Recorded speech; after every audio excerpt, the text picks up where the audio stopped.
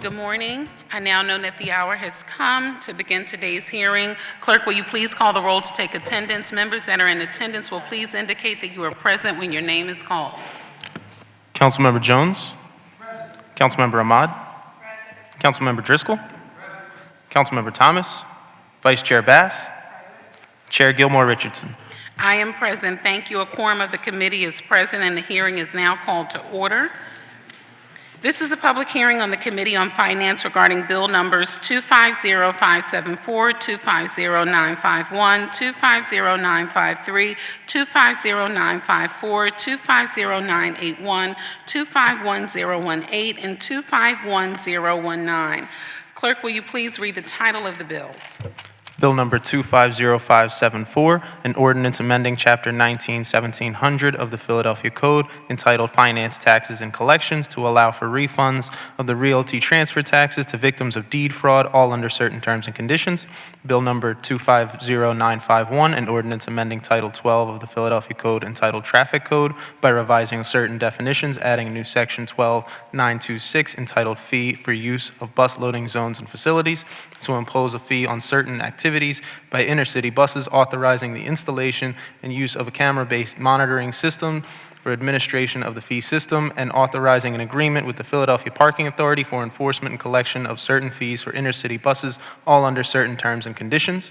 Bill number 250953, an ordinance authorizing the Procurement Department on behalf of the City of Philadelphia to enter into an agreement with the Philadelphia Energy Authority for implementation and evaluation of energy conservation capital measures designed to reduce energy, water, wastewater, and other consumption or operating costs at a specified city properties under certain terms and conditions.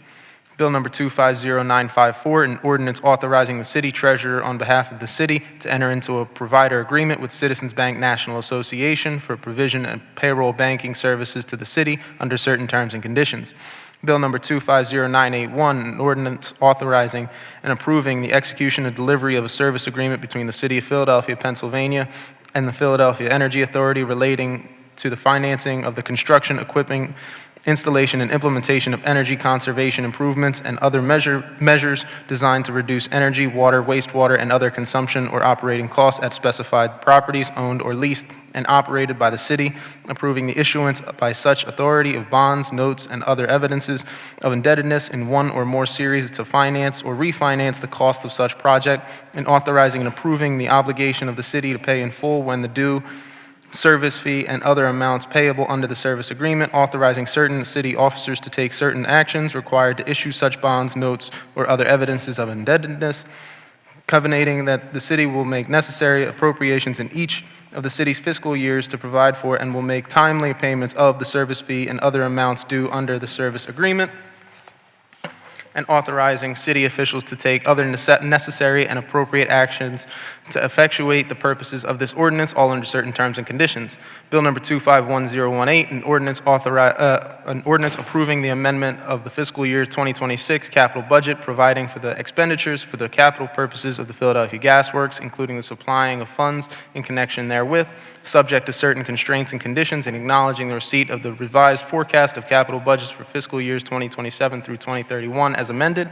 And finally, Bill number 251019, an ordinance amending Bill number 250103, approved June 13, 2025, entitled Authorizing the Procurement Commissioner on behalf of the City of Philadelphia to enter into an agreement with the Philadelphia Energy Authority for coordination of a guaranteed energy savings contract for implementation and energy conservation measures designed to reduce energy, water, wastewater, and other consumption or operating costs at specified city properties, all under certain terms and conditions, to clarify the scope of the guaranteed energy savings contract and make related technical changes, all under certain terms and conditions.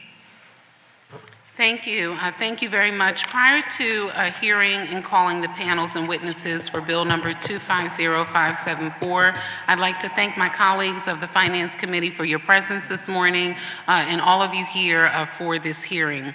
First, we will hear testimony on my bill that I sponsored, 250574. 574, which builds on the work that we've been doing together with Community Legal Services to preserve generational wealth by helping victims of deed fraud here in the city of Philadelphia. We know that cases of deed fraud continues to grow in Philadelphia. On average, in 2013, we had about 72 cases a year. And by 2024, we now have around 111 cases per year. We know that it's a nightmare for victims of deed fraud, and while we can't necessarily improve the situation, we can help to ease some of their financial burden, and that's what Bill number 250574 aims to do. All property owners, including perpetrators of deed fraud, must pay a transfer tax to record a title with the city of Philadelphia. However, once a deed fraud case is successfully completed in court and the rightful owner once again has title to their home, it is as if the transfer never happened. And as a result, the scammers can request the refund themselves, exploiting a loophole that allows them to commit deed fraud and then receive a refund on some of those costs. And today, this legislation aims to stop that. We are ensuring that the realty transfer tax section of the code makes it so victims of deed fraud could request the refund on any transfer taxes paid to the city by the fraudulent party.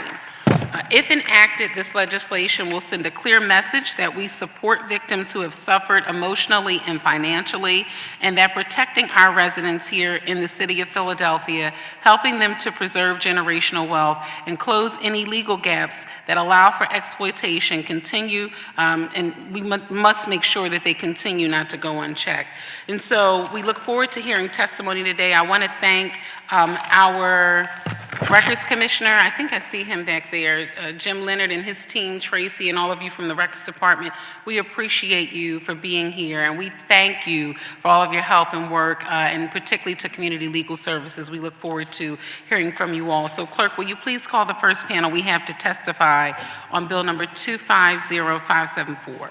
First panel, James Leonard, Commissioner, Department of Records.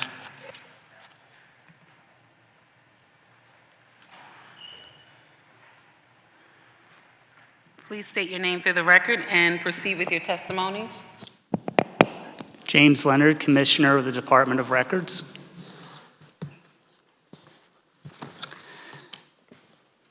Good morning, Majority Leader and Chairperson Gilmore Richardson and members of the Committee on Finance. I am James Leonard, Commissioner of Records for the City of Philadelphia, and I'm here today to testify in support of Bill number 250574 on behalf of the Mayor's administration. This bill addresses a gap in how we've helped victims of deed fraud. The Department of Records has been working to combat this issue for years. We see these cases regularly. They devastate families, they undermine confidence in our property system, and they impose significant costs on victims who must fight in court to reclaim what was always rightfully theirs. Here's how it works. A fraudster forges documents or uses other deceptive means to steal someone's property. They record a fraudulent deed. In many cases, they actually pay the city's realty transfer tax. Why would a thief pay this tax? Because it helps legitimize the theft. It makes the transaction look real, and the fraudster expects to profit enough from flipping the stolen property that paying the tax is worth their while. The victim then faces a long legal battle. They must file what's called a quiet title action in court. They must prove that the deed was fraudulent. They must pay attorney's fees often. They must often continue paying a mortgage while fighting to get their home back. The emotional turmoil is overwhelming. The stress of losing your home to fraud takes a tremendous psychological toll. When they finally win, they get their property back, but they're often financially and emotionally devastated by the process. Under current law, the city keeps the realty transfer tax that the fraudster paid. This creates an inequity. The city would never have received this money but for the crime. The victim paid enormous costs to undo the crime, yet the city retains the revenue at this point and the benefit of the fraudster's tax payment. This bill would correct the inequity. It allows a victim who obtains a court order voiding a fraudulent deed to petition for a refund of the realty transfer taxes paid. The refund goes to the victim, even though the fraudster paid the tax. This helps offset the substantial legal costs victims incur to reclaim what's rightfully theirs. We estimate the fiscal impact to be modest.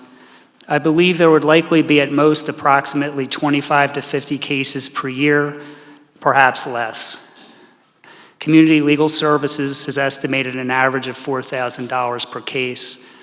This is a small amount relative to overall city revenue, and frankly, these are funds the city never would have received except for the criminal activity. From an equity standpoint, this bill is the right thing to do.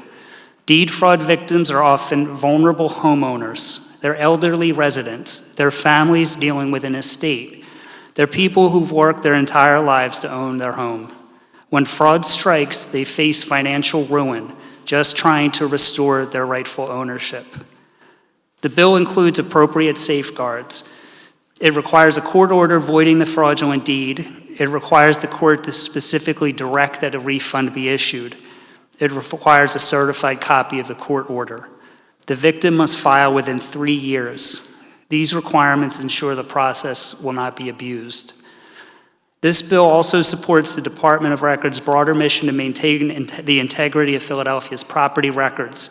It sends a clear message that our city stands with fraud victims, not fraudsters.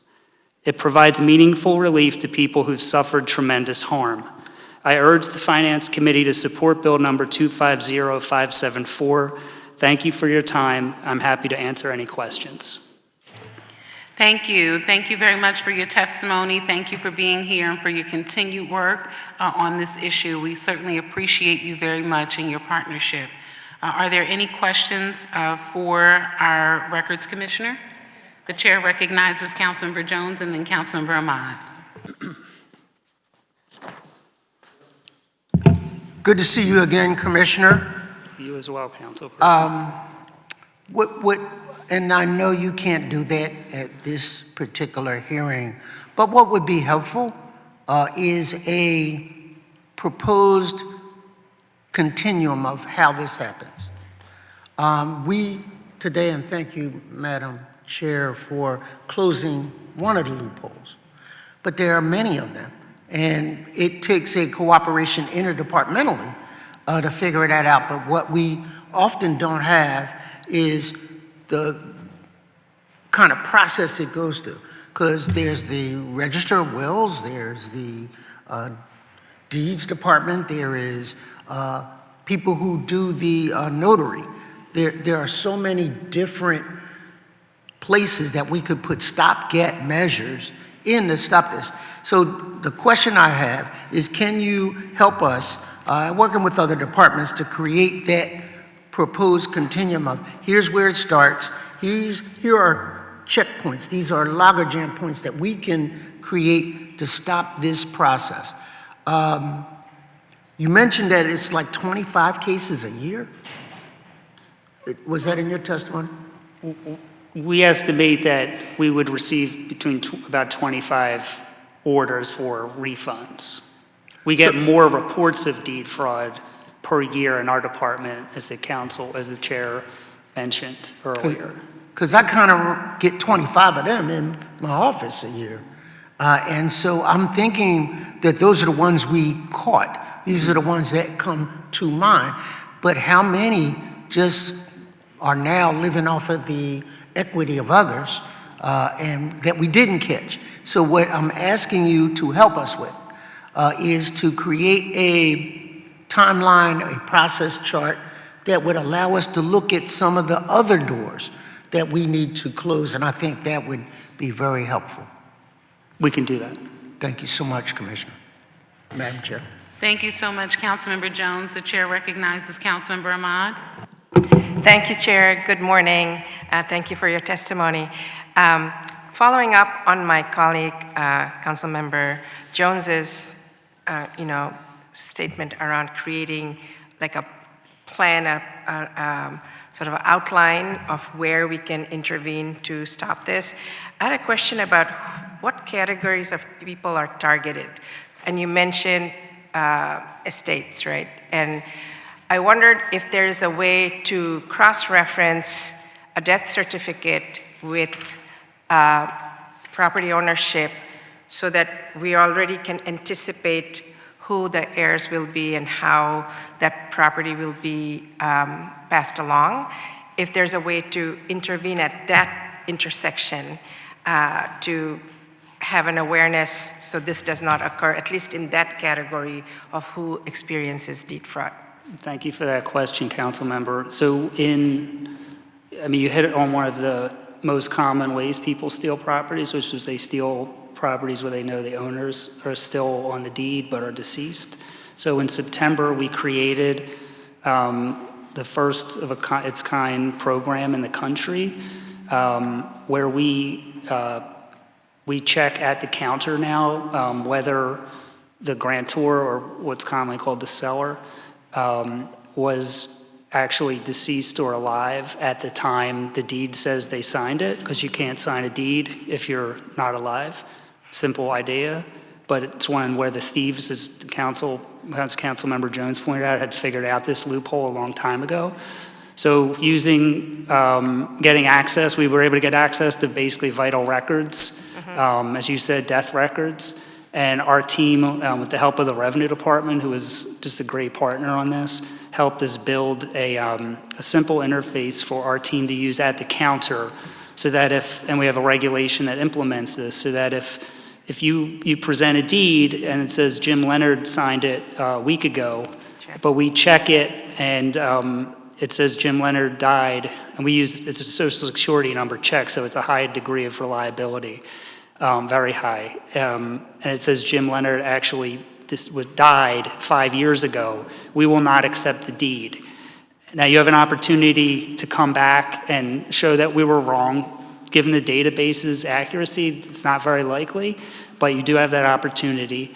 And what's so important about that and what's so novel about it is that it actually prevents the fraud from ever getting on the public record. A lot of the measures we've been able to take over the years, which are important and which other jurisdictions around the country have sort of followed suit on, are mitigating the effects of the fraud after the fraud happens and gets on the public record. But once it's on the record, everything I described in terms of the cost to the victim to reclaim it and the court actions, those all have to happen. So by this new program, the idea is that it doesn't get on the record. That's great. So my point was, is there some sort of an education process for those who are going to be inheriting property to understand this in conjunction with what you just explained?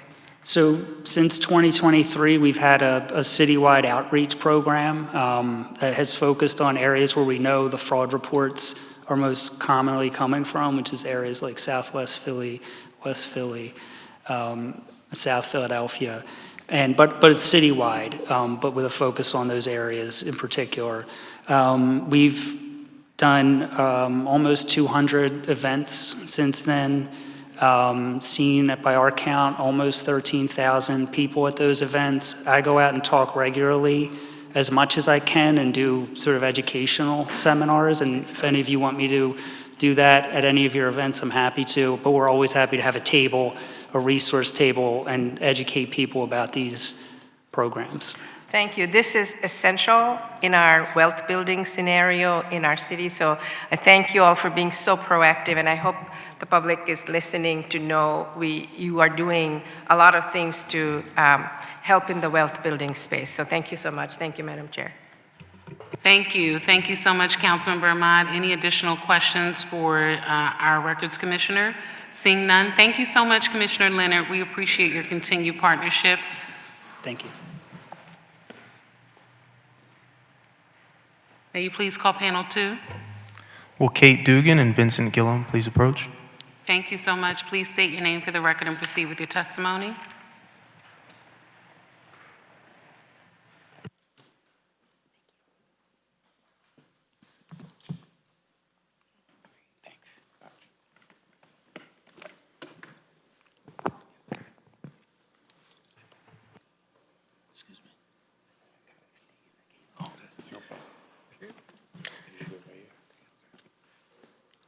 Good morning, members of the committee.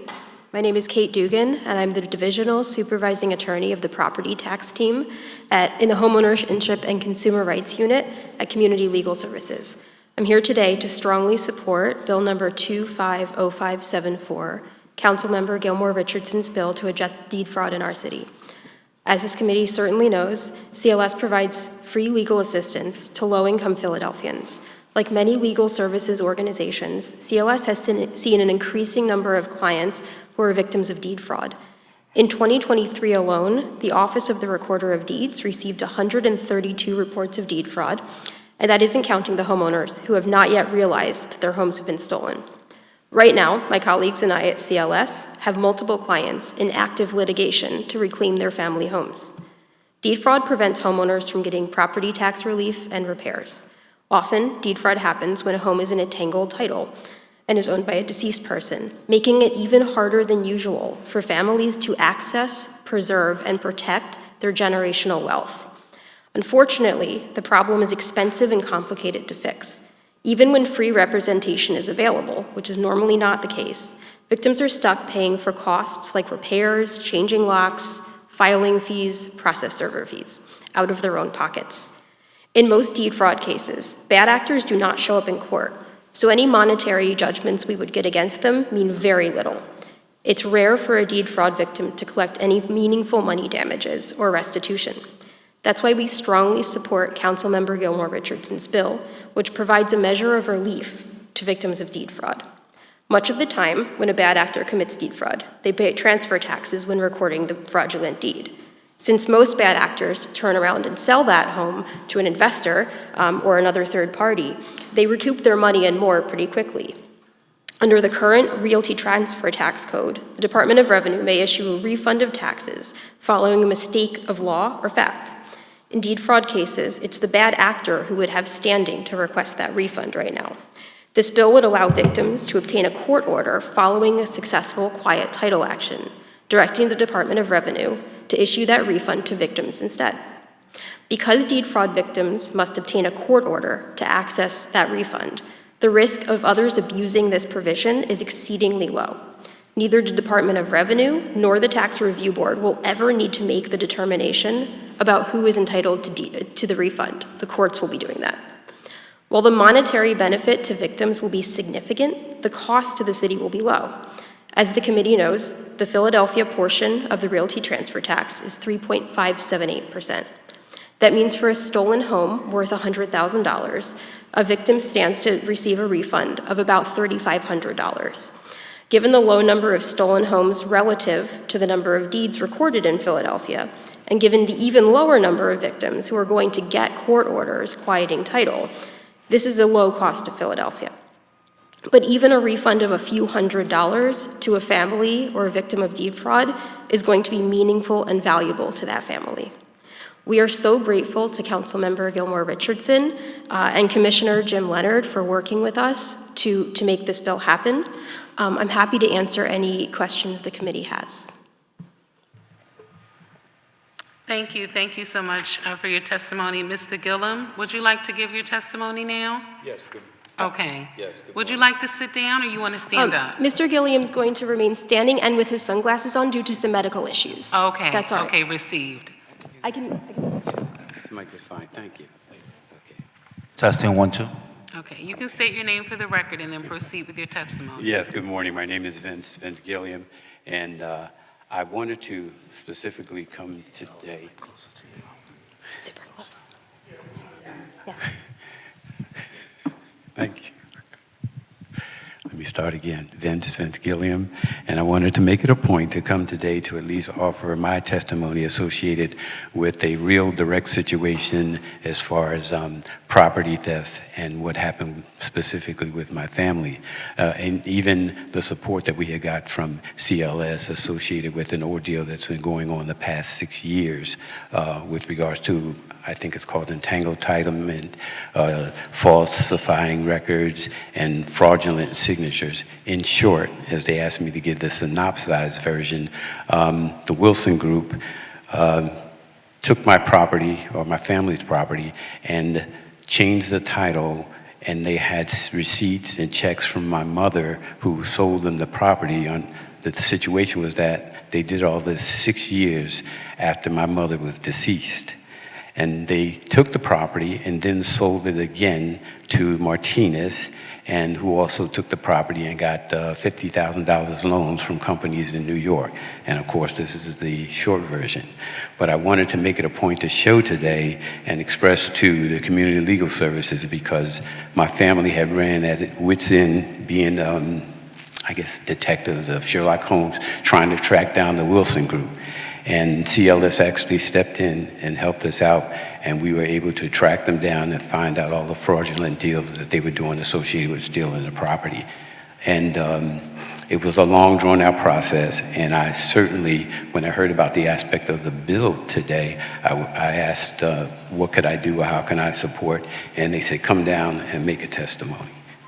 That's the short version. And if I could ask Mr. Gilliam very quickly, would receiving a cash refund into your pockets help your family after you had to do all that work getting the deed back into your family's Oh, name? absolutely. We're in deep, I guess you want to say, help with some other family members, money we had to borrow, what have you, as it stands. So haven't gone totally bankrupt yet, but that would be a tremendous help and support to it.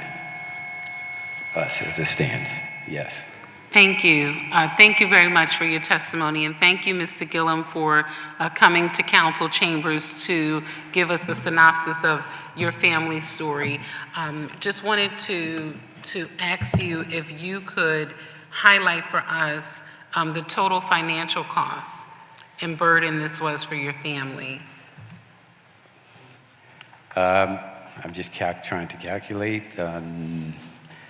Wow, that would be hard because there's a combination of things between an inordinate amount of time spent, money that we paid additional people, property papers that we filed, tools that were stolen out of the property. In fact, we actually caught the people at the property emptying all of the belongings out of the property. We called the police. We followed all the steps. The police came. I think it was the 16th district, 16th in Montgomery, what have you, and they told us there's nothing in place that they can do to stop them, because I didn't have the papers, I didn't walk around with deeds, and the police let them drive away with trucks, with everything inside the building. But the amount that you asked for, it's got to be in excess of, if I picked a number, I would say $4,000 to $5,000. Probably more than that. I couldn't account for the time, but I would say $4,000 to $5,000 easy. Okay, well, thank you very much for being here. We certainly appreciate the time that you have given to us and to the committee today to explain what happened to you and to your family, and we thank CLS for being here.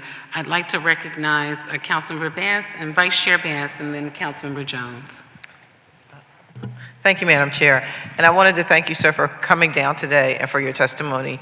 And I appreciate that when you heard about this piece of legislation, you reached out to CLS and said, how can I help? Because, you know, I've had that lived experience.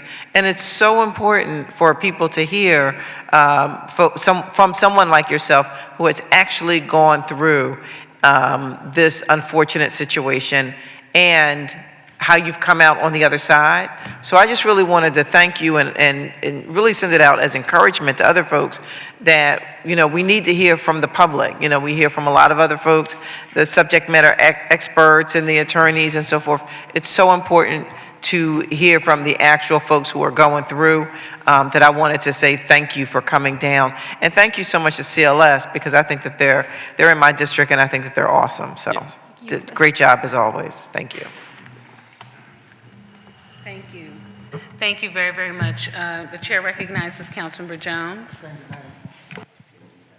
Thank you, Madam Chair. I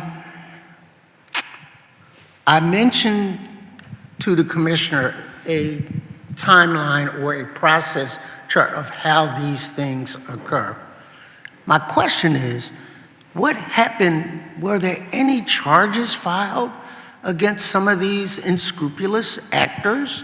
Did we ever catch them? And what I would want to know is, if we're just now stopping them from getting a rebate, that's one thing. But there should be damages. somebody's title company, some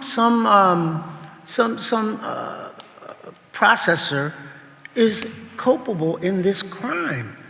And until we make everyone on that step, if that got sold, your property got sold to an investment group, then the investment group is liable. Somebody needed a deed clearance, a warrant. Somebody put their signature on that deed and the insurance and said that this was clear, that this was clear title, that there were no liens, there were no, and so they put their name and reputation on a document that was false.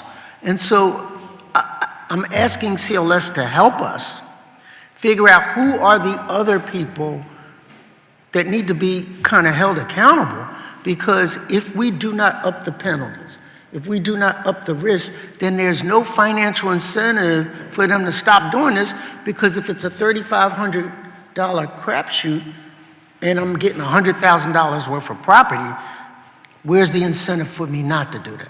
So whatever bank that finances, whatever title company that signed off on it, whatever person that did the notary, we have to kind of go up and down that food chain and hold people accountable.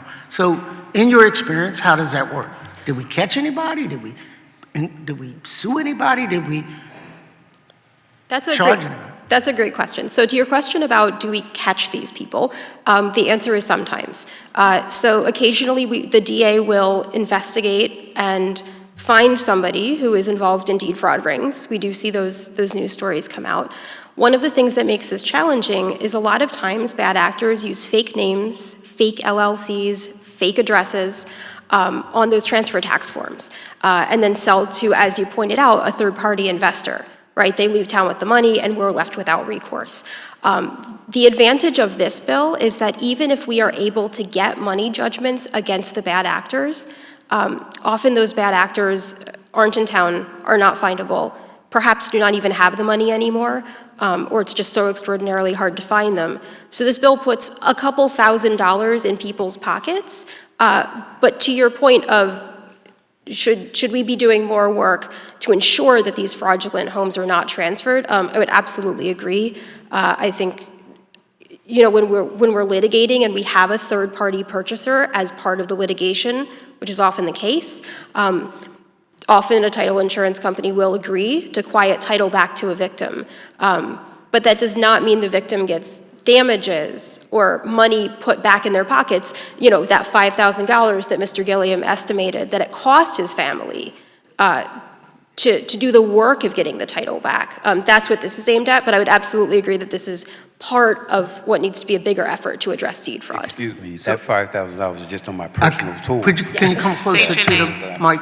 Pull the mic He was closer saying to the that's speaker. probably I was an saying, underestimate. excuse me, that $5,000 is just an estimate on my personal tools. The actual cost that I would have to sit down and sum up the amount of money we paid to lawyers just on presenting the situation to lawyers. They charged us money just to hear the situation and didn't take the case. The only ones that came in on, I guess you'd call it the white horse, was the community legal services. So again, I just think title insurance companies should be liable for their work and liable for your damages. And I can only say that during that time, that $5,000, that's direct cost. Indirect cost is you could have Yes. had a tenant. Yes. You could have done other things. You lost revenue that way. And so until we make it prohibitive for a title company to falsely affirm that this title is good, then, you know, we're missing an opportunity to stop the profitability of this thing. Thank you, Madam Chair. Thank you so much, Councilmember Jones, and thank you again to Kate Dugan from Community Legal Services and Mr. Gilliam for being here today. We appreciate your testimony. Are there any further questions for this panel? All right, seeing none, we will now proceed with the first panel we have to testify on 251018. Will Jamela McClendon and William Gallagher please approach?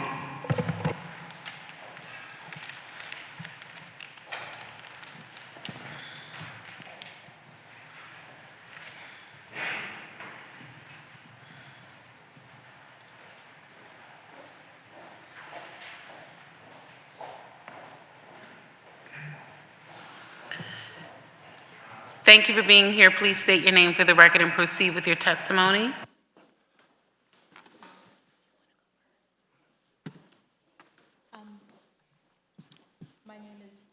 Hold on one moment. My name is, One moment. Okay. Try it again. my name is Janella. No. No, it's not working. No.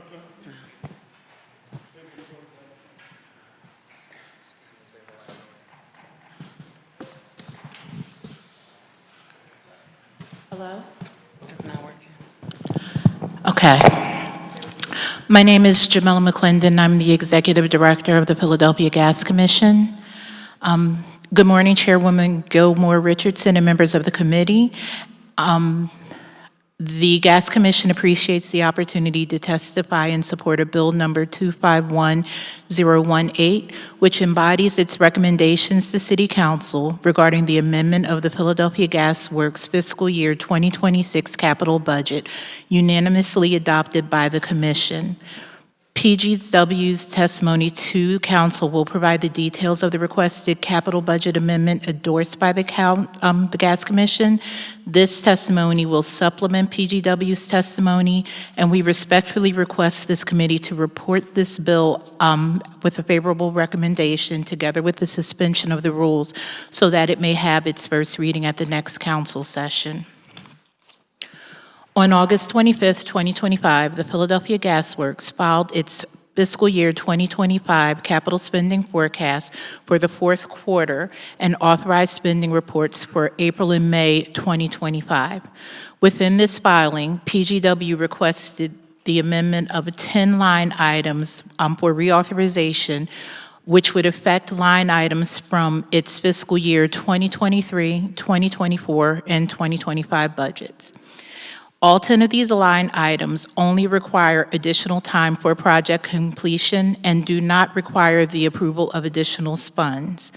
After completing its standard due diligence review of PGW's requests and the submission of a joint proposal by PGW and the public advocate as represented by Community Legal Services, the Gas Commission's professional staff found that PGW's request to amend its FY 2026 capital budget was reasonable, and the Gas Commissioners agreed and voted to approve the same.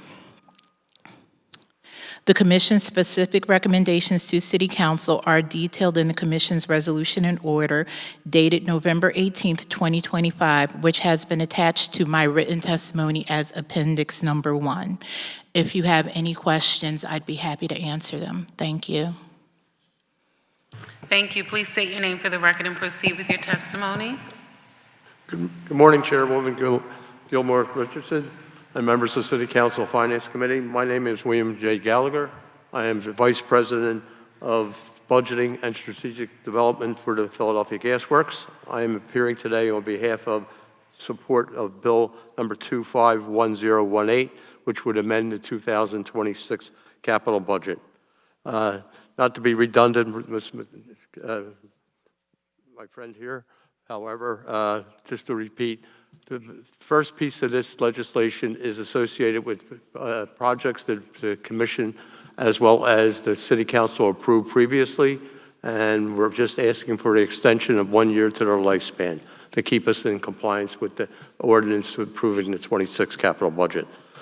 There is also a request here to amend the budget for $30 million associated with the CIS project that PGW has underway at this point in time. That $30 million will be $25 million of immediate spending and $5 million of contingency funding. This project is very critical to PGW in serving our customers for billing and all kinds of services as far as replacing this program. These amendments basically allow us to run PGW efficiently and serve our customers as far as providing them the best service possible. As mentioned before, PGW respectfully requests a favorable report on Bill 251018 with a suspension of the rules so the bill may have its first reading at the next session of the City Council. We'd also like to express our appreciation to the Gas Commission and its staff for the conducting of this budget review that was done both timely, efficient, and very comprehensively. We're also grateful to City Council for their continued support of our efforts to serve the citizens of Philadelphia. I'm available to respond to any questions you may have on this request. Thank you. Thank you so much for your testimony, and thank you both for being here this afternoon. Are there any questions for the panel for Bill number 251018? Good. Okay. All right, seeing none, we thank you so much for being here, and thank you for your testimony today. Thank you very much. Okay. We will now proceed with Bill number 250954. Clerk, will you please call the first panel we have to testify on 250954? Jacqueline Dunn.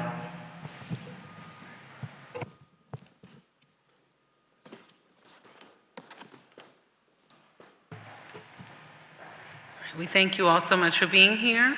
You can state your name for the record and proceed with your testimony.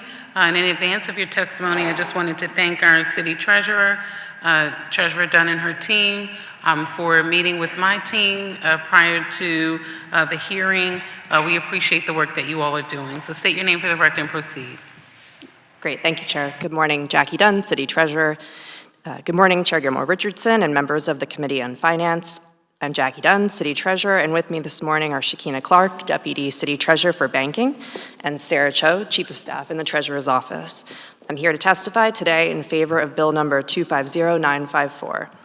This bill would provide authorization to the Treasurer's Office on behalf of the city to enter into an agreement with Citizens Bank for the provision of payroll banking services for an initial term of January 1, 2026 through June 30th, 2026 under certain terms and conditions.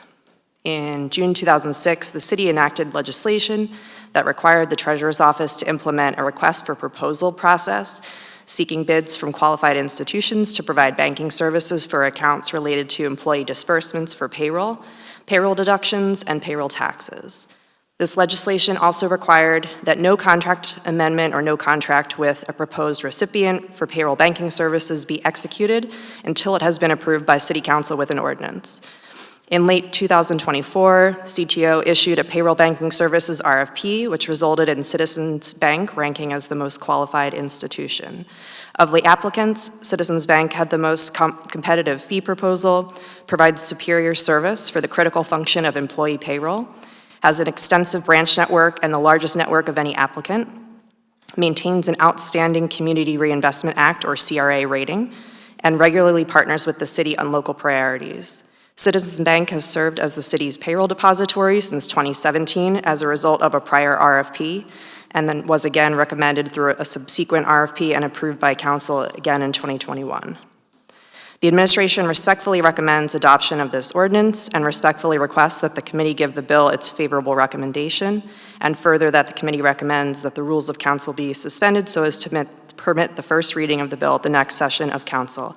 Thank you for your consideration and opportunity to testify. We are happy to answer any questions. Thank you. Thank you very much for your testimony and for your work. I wanted to ensure that I did get a few questions on the record regarding Bill number 250954. I've shared this with you all in the past relative to ensuring that as our city depository, that Citizens is working with residents across the city of Philadelphia around residential mortgage lending, particularly under the $300,000, $250,000 mark. And so if you could provide the recent numbers from Citizens around their residential mortgage lending for the record. I know they shared in the quarterly report that we received that I do read, but I wanted to put that information on the record. And also, if you could submit for the committee the latest quarterly report from Citizens that shows not only the lower end residential mortgages, but also each area. I think they break it down in 3 or 4 different categories. Sure, thank you, Chair. I can speak globally, and I'll ask my deputy to pull up the specific report if there's specific counts you'd like us to read for the record. But as you're aware, our office produces an annual study examining lending practices of authorized depositories compared to banking activity in the Philadelphia market. And we've done that study annually since 2005. And as you indicated, investment back into the city and in our residents is something that we look at when we look at our banking relationships. And we're really proud that Citizens Bank has consistently ranked as the first or second among our depositories in their efforts to lend on the residential front for residential products, whether it's home purchase, home improvement loans, home refinancing, although with the interest rate environment, the mix of those products changes over time, or the volume, should say. And they've also partnered with the city on a lot of our affordable housing programs that are a priority. So Turn the Key, for example, Restore, Repair, Renew.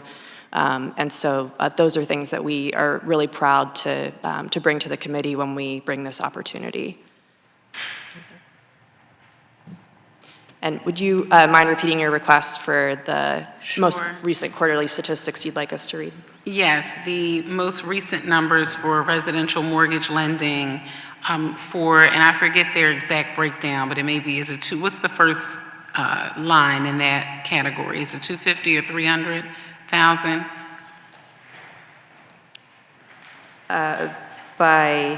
Meaning, what's their breakdown? They usually, in the report, they give us a breakdown, and I think it's at least 3 or 4 categories, and I think one of the last ones is 700,000. Sure, we may have to get back to you on that front, but in terms of annual counts on the residential front for 2005 to date, it was 45 through September 30th, through the last quarter.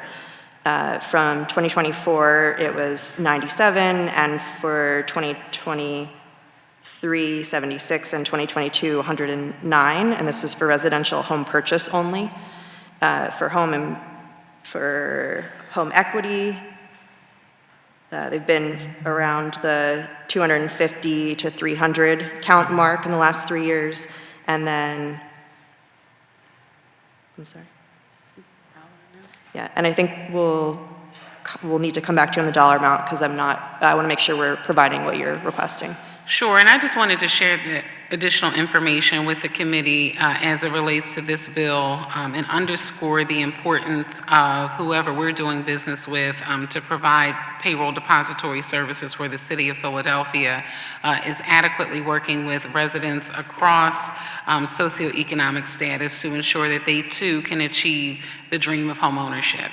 And particularly when, a typical row house, obviously it's increasing, but you can still buy a row house in Philadelphia for $150,000 or $250,000. And so we want to ensure that those individuals who may be eligible to purchase a home on the lower end of our market have the opportunity to do that. And that Citizens is doing all that they can to afford our city residents that opportunity. Okay? Absolutely. All right, thank you very much. I just wanted to get that on the record. Are there any additional questions for this witness? Chair recognizes Councilmember Ahmad. Thank you, Chair. Just to follow up on her comment, the Chair's comment, do you have a sense of the zip codes of where these loans have been made? Not with me. We can provide that. That's part of the annual analysis that we undertake for that lending study I referenced. That would be very helpful to really address the issue of where the resources are going and how they're being leveraged. So thank you. Appreciate that. Sure. That's it. Okay, thank you. Thank you so much, Councilmember Ahmad. Thank you very much for your testimony. Any additional questions for this panel? Seeing none, we will now proceed to bill numbers 250953 and 251019. Thank you all for being here and thank you for your work. Okay. May you call the panel for bill numbers 250953 and 251019. Emily Shapiro.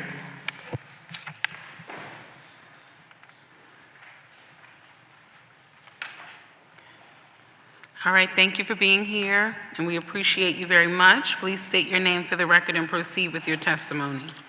Thank you so much. Good afternoon, Chair Gilmore Richardson, members of the committee. I'm Emily Shapira, President and CEO of the Philadelphia Energy Authority. I'm testifying in support of Bills 250953 and 251019. I'll start with 250953. That bill authorizes the city to enter into an intergovernmental agreement with PEA, allowing PEA to then enter into a guaranteed energy savings contract for energy efficiency and capital improvements at 2 Philadelphia Water Department wastewater treatment plants, northeast and southwest, designed to reduce energy, water, wastewater, or other consumption or operating costs. This will be the City of Philadelphia's 5th Guaranteed Energy Savings Act, or GISA, performance contract for energy efficiency improvements. Past projects include the replacement of 130,000 streetlights citywide, as well as building improvement projects that include the Philadelphia Museum of Art, the Quadplex, health centers, and homeless services buildings. All projects have lowered utility costs while upgrading aging infrastructure. The goal of this comprehensive project scope is to use the GISA project model to address deferred maintenance, implement energy conservation measures, improve plant operations, future-proof the facilities for anticipated regulations and requirements, eliminate the flaring of biogas, and ensure productive use of all produced biogas. Biogas is a byproduct of the wastewater treatment process. PWD already uses biogas to run on-site engines that power the facility. With the current setup, PWD is not able to use all of the biogas and must flare or burn it off when there is an excess. Our goal is to eliminate the need for flaring by bringing online a new process to refine the biogas to pipeline quality renewable natural gas, or RNG. The RNG can be used to power PWD facilities, can be piped directly into PGW's system, and has the added benefit of generating revenues from credit markets that assign value to volumes of RNG produced. With approval to contract, we'll kick off a rigorous multi-month investment-grade audit process that brings together key city partners, PWD, PGW, the Office of Sustainability, and us at PEA, to determine how we can leverage each partner's needs and strengths. Our selected vendor, Johnson Controls, or JCI, will help us identify the optimal technological solutions to improve systems, reduce energy consumption, and maximize revenues from the conversion of biogas to RNG. In particular, the energy savings and revenue generation used to fund this project will reduce PWD's need for ratepayer-funded capital projects to modernize its facilities and meet regulatory requirements. While this will be a long and challenging technical evaluation, we have high hopes that we can use the GISA model and this cross-departmental city partnership to rethink the way we approach large projects, to limit the burden on ratepayers and leverage the assets and knowledge we have in-house.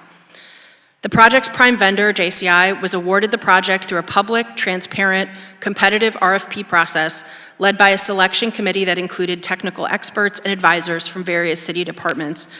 JCI has pledged to maximize opportunities for local skilled workers and businesses to gain experience and build wealth by improving critical energy infrastructure in the city of Philadelphia.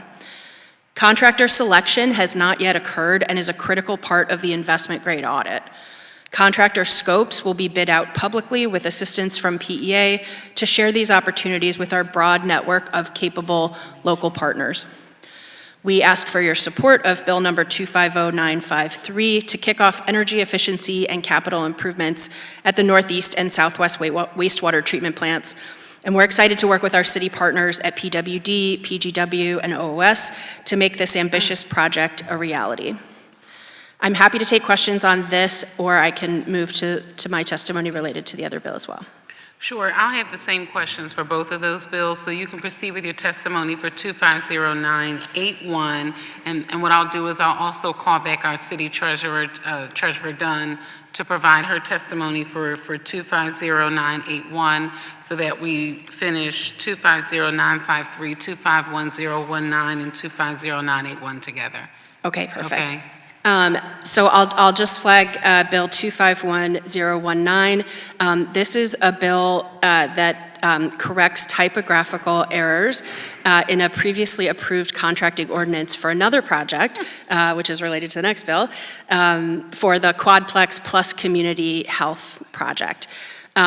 So this bill provides technical fixes to a contracting ordinance, which was Bill number 250103, approved by Council last spring.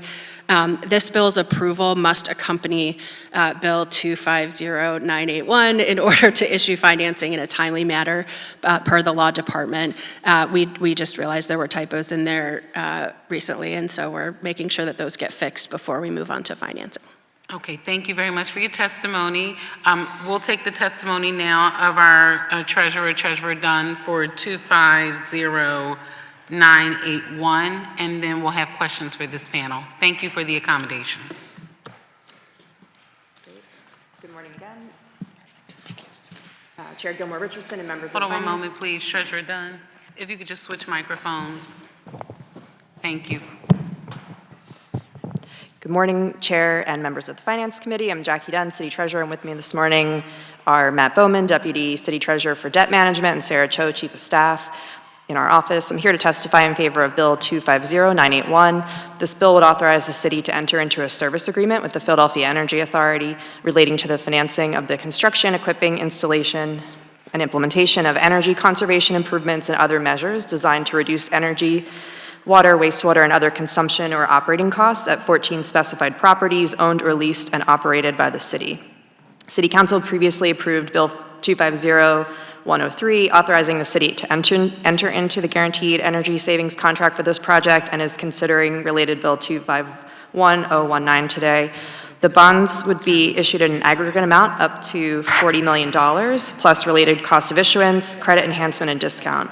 The bonds would be secured by the city's obligation under the service agreement to budget and appropriate annually amounts necessary to pay the service fee, which would be sufficient to pay the debt service on the outstanding bonds. The administration respectfully recommends the adoption of this ordinance and respectfully requests that the committee give the bill its favorable recommendation, and further that the committee recommends that the rules be suspended so as to permit first reading of the bill at the next session of council. Thank you for your consideration, and we're happy to answer any questions. Thank you very much for your testimony. Again, thank you for being here. I do have questions that relate to 250981, 251019, and 250953. It's the same question for all three of them. If you could just share for the record the percentages for small and local business participation on this project. If you anticipate any changes, what is the number that you anticipate around local hiring? And what are you all continuing to do to expand opportunities for small and local business owners? And I'm using those words, small and local business owners, but you know what I mean. Yes. Thank you so much for that question.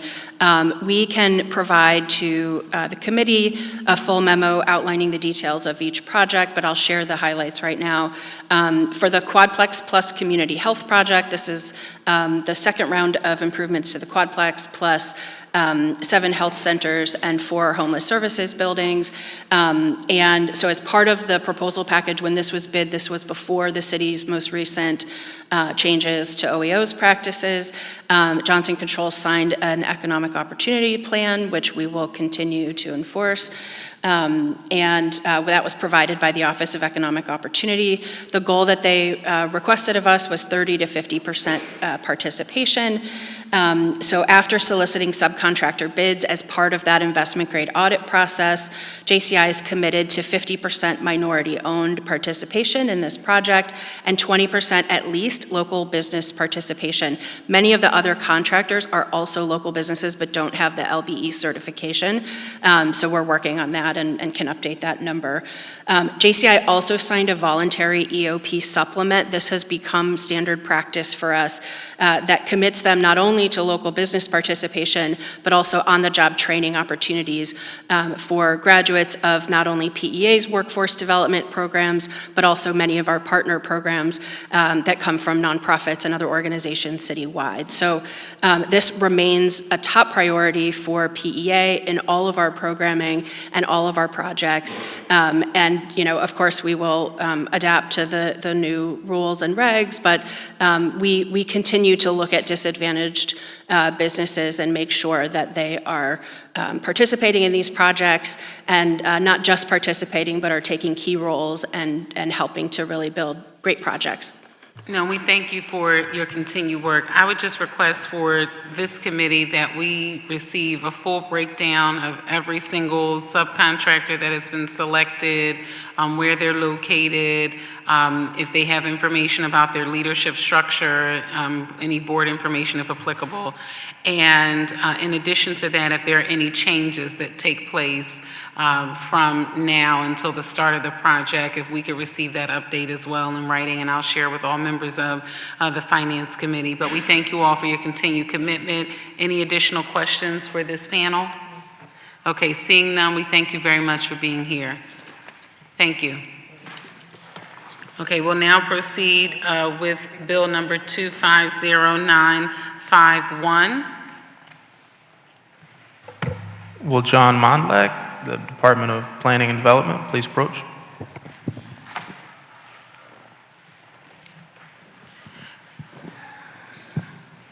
Okay, please state your name for the record, and then you can proceed with your testimony.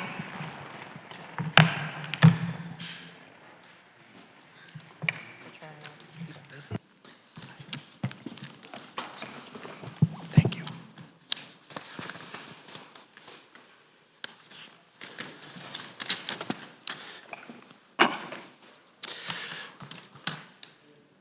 Good morning, Chairperson Gilmore Richardson and members of the Committee on Finance. I think it's still morning. I hope it's still morning.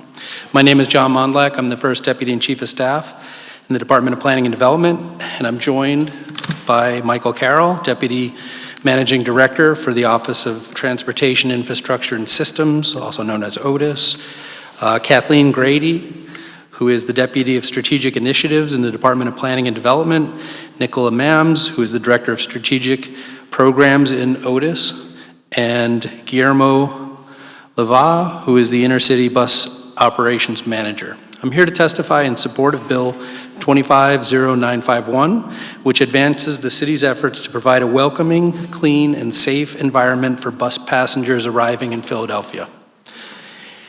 Intercity bus service is an important mode of transportation for Philadelphia, connecting people to over 2,800 sites nationwide. Whether passengers are traveling to see family, heading to or from college, or traveling for work within the region, intercity bus industry is a critical partner ensuring that all Philadelphians can access safe and reliable form of transportation. Bus service is also an economic driver. Studies show that bus passengers spend between $125 and $150 in Philadelphia on food, shopping, and other expenses while in the city. Intercity bus passengers, there are residents, there are visitors, and they deserve a clean, safe, accessible, and inviting station to welcome them to our city, especially before the events of 2026. The recent history of bus service essentially was at the Filbert Street Station at 1001 Filbert for about 35 years. Up until June 2023, the majority of regular trips started and ended there.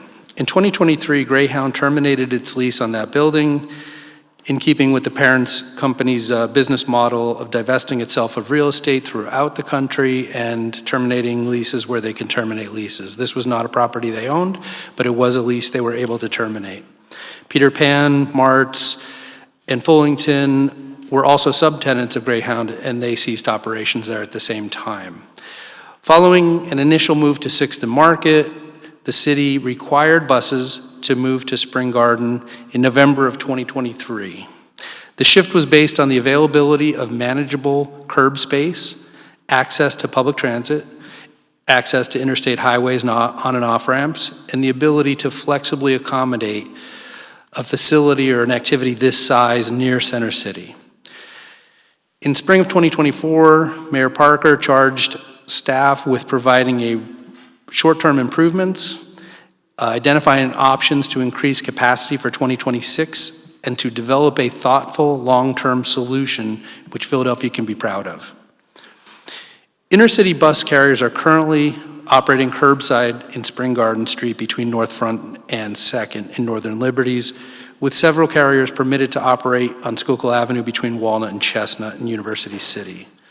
City of Philadelphia contracts with the Delaware River Waterfront Corporation, DRWC, to supply contracted personnel referred to as ambassadors. The ambassadors greet and orient arriving and departing passengers on Spring Garden and provide them with a safe and clean bathroom that is located a block south on Noble Street.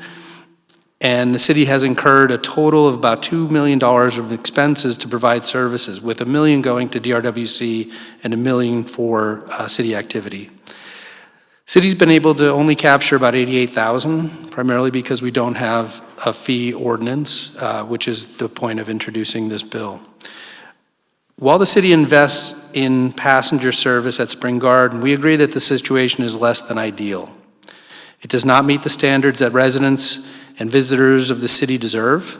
Passengers and the surrounding community cite lack of nearby ADA accessible transit, potential conflicts between buses, bikes, and pedestrians, the lack of wayfinding, the lack of amenities for passengers, including climate control waiting rooms. Moreover, Northern Liberty's neighbors have shared with us that the curbside model results in added sanitation issues in the neighborhood, increased panhandling, damage to the nearby park, prevalence of trash and debris, and an increased presence of individuals who are unsheltered and in need of connection to services. Carriers have agreed with our assessment that the location, connectivity, and amenities provided at Spring Garden are not the experience they would like for their passengers. While some of the challenges experienced at Spring Garden can be attributed to the curbside model, others have emerged previously at Filbert Street. In discussions with Philadelphia Chinatown Development Corp. Related to reactivating bus service in and around Chinatown, they raised several concerns. Primarily, they raised bus routing through Chinatown. Prior to the station closing in 2023, buses were routinely traveling through Chinatown to get to the bus station.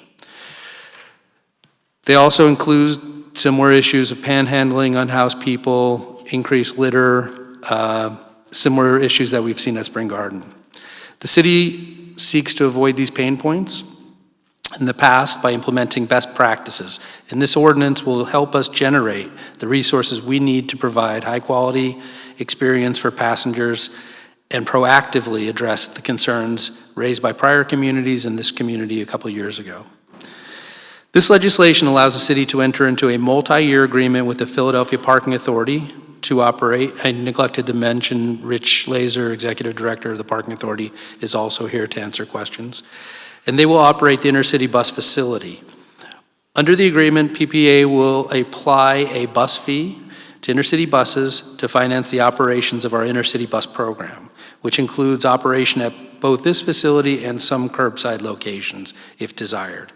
If the bill is passed, the city intends to partner with PPA to reactivate this station at 1001 Filbert Street, a location in Center City that is close to many modes of accessible transit, including SEPTA's Market Frankfurt line, trolley service, the Broad Street line, and regional rail service. It is literally across the street from an accessible elevator entrance to all of these means of transportation.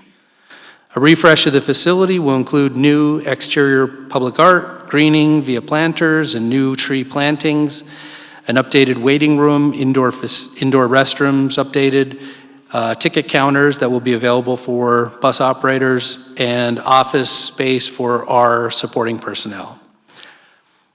As the operator, PPA is committed to creating a quality experience for passengers, carriers, and the surrounding community. The facility will have 24/7 security on site, 16-hour daily custodial coverage, maintenance staff, and an ongoing program manager. The city will provide sanitation, police, homeless outreach programs, street support to the station and adjacent area. Additionally, the city's intercity bus operations manager will be located at the facility to coordinate with carriers, PPA, city departments, and the community to address concerns as they arise and resolve them quickly. To proactively avoid previous challenges to the carriers operating at the Filbert Street location, the city will issue intercity bus permits that define permissible routing aimed to avoid bus travel through Chinatown, avoiding residential streets, prioritizing direct connections to the interstates, And the Streets Department intends to add left turns off of Market Street, so all buses can enter and exit via Market Street and 11th and out 10th back to Market Street. So no buses would go through Chinatown. There will be a camera-based enforcement system to ensure that folks are following the correct routing. In addition, PPA and Streets will reestablish and enforce taxi and rideshare zones on Filbert Street to limit congestion from passengers who arrive by vehicle. We will also continue working with PPA and engineers to ensure that safety is a top priority when accessing and operating within the terminal, to ensure buses have ample room and turning radiuses when entering and departing the facility, and it doesn't compromise safety, passengers, staff, and the terminal itself. Based on prior complaints of panhandling and unhoused, PPA will partner with Mural Arts' nationally recognized program, Color Me Back, Same-Day Work and Pay. The program will proactively engage individuals who are panhandling and who are unhoused, providing a direct referral pathway and a dedicated peer specialist who will work to make connections to services and resources. This service-led approach will not only address community concerns, but will also result in public art and placemaking in and around the station. The fees proposed in the original bill were developed by taking the costs of the facility and determining a per bus rate based on the information that we could identify. After introduction, city staff has met with the carriers a number of times. They're listed out in the hearing. I'm not going to go through them, but they are on my testimony that I formally submitted. Following discussion with the carriers, the city is proposing an updated fee that will be circulated via amendment, hopefully is being circulated. And the fee essentially will be reduced to $65 a bus and $16 a bus for PennDOT subsidized buses that run rural routes throughout Pennsylvania. There's not many of them, but those that are subsidized by PennDOT have a lower rate. It will also lower the $65 rate, I believe, to $40,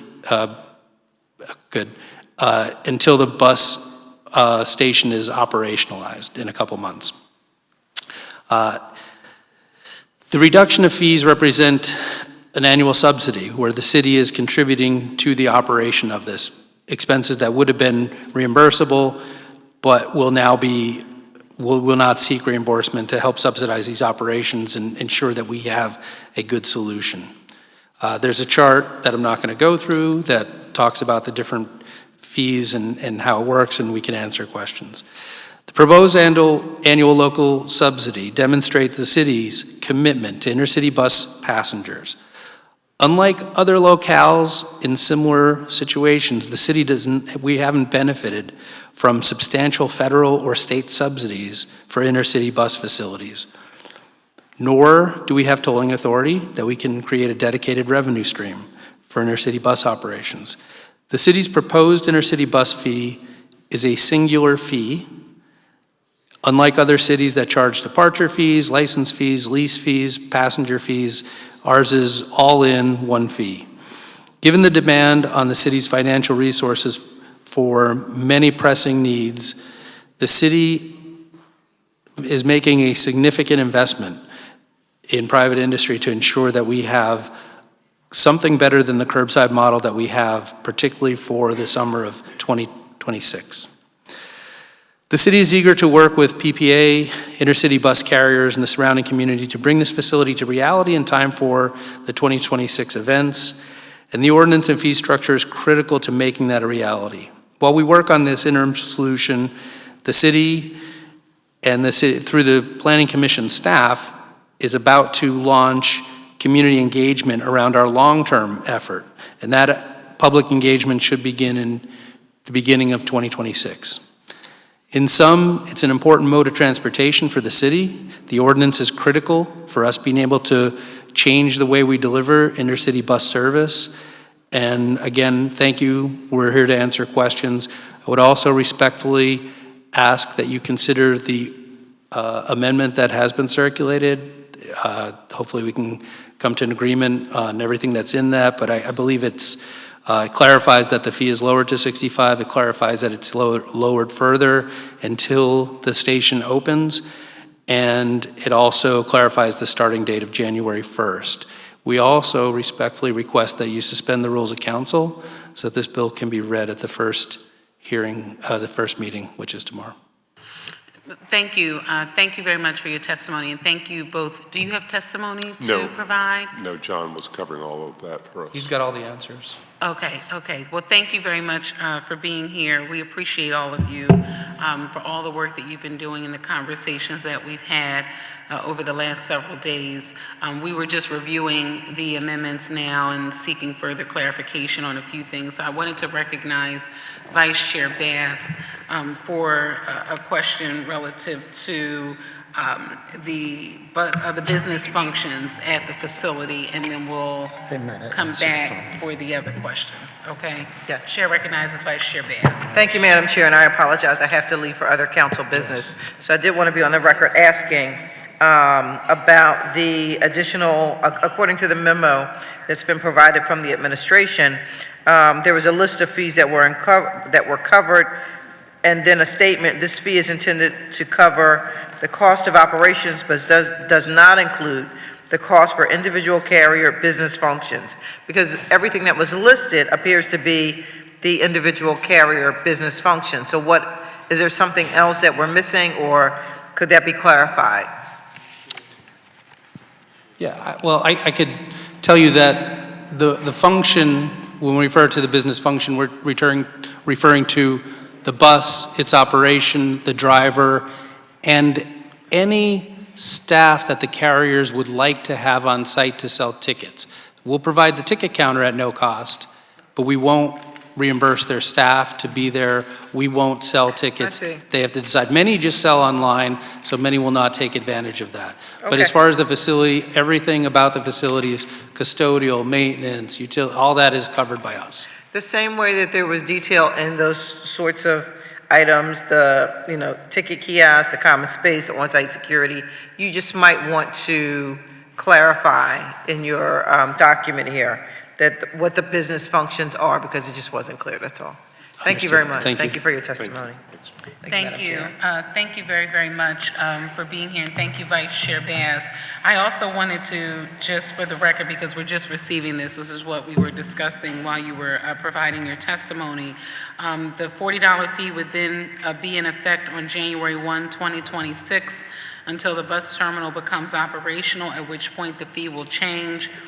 We believe will be in May 2026 at the latest. And so I just wanted to provide further clarification on what the change would be, meaning what would the change be after May 2026, just in this document that we have. We just want to make sure we have that in writing. And then I also asked about the dedicated bays for the bus operators so that they are able to comply with federal DOT regulations regarding potential switches if they have to do a switch, and then the 15-minute inspection for the bus when they do the switch. I thought that was reasonable in order for them to comply with the federal DOT regulations, even around the bus operator breaks that may be necessary. So were you all able to address that in the most recent amendments and regulations that we have received? My sense is that that level of detail is something we're going to have to work out in the operation itself, but we can put language in the amendment that makes it clear that we're committed to, comply with all federal law and regulations, federal and state and local law and regulations. And, that will be our intention, and we'll resource that appropriately. Okay, because I thought that that was a reasonable request, and particularly around the dedicated bus bays. There were specific examples that were utilized, but I had the real live life experience over the summer. I was up in Boston, flew into Boston, and was actually able to see some of the operators, not even knowing about this legislation in advance. So I had the experience to see and wanted to ask about the dedicated bus bays. Okay. Meaning, does that present a challenge for the city in any way? That's I don't think the so. question. Yeah, I think we have sufficient space. A lot comes down to how you actually manage day-to-day consistently, and this is good information to go into making that procedure, something that's firm, it's well documented. We'll certainly provide language that addresses that in the amendment, and then we will have what we're calling a code of conduct, which applies to us and everybody else. That just makes it clear what the operating procedure will need to be. And so, of course, respecting the laws and regulations has to be the foundation for that. Okay, that'll be great. And I also think the dedicated bus bay would address the challenge around the potential switch and the mandatory pre-switch inspection that needs to take place to comply with the DOT standards. So I thought that was just reasonable. We just want to get everything in writing prior to us taking the vote, which will be very soon. Okay. Okay? All right. All right. The chair now recognizes Councilmember Jones and Councilmember Ahmad. You have anything?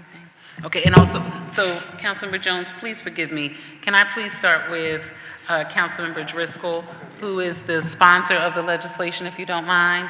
We'll start with Councilmember Driscoll. Thank you very much. We'll start with Councilmember Driscoll, who sponsored the legislation.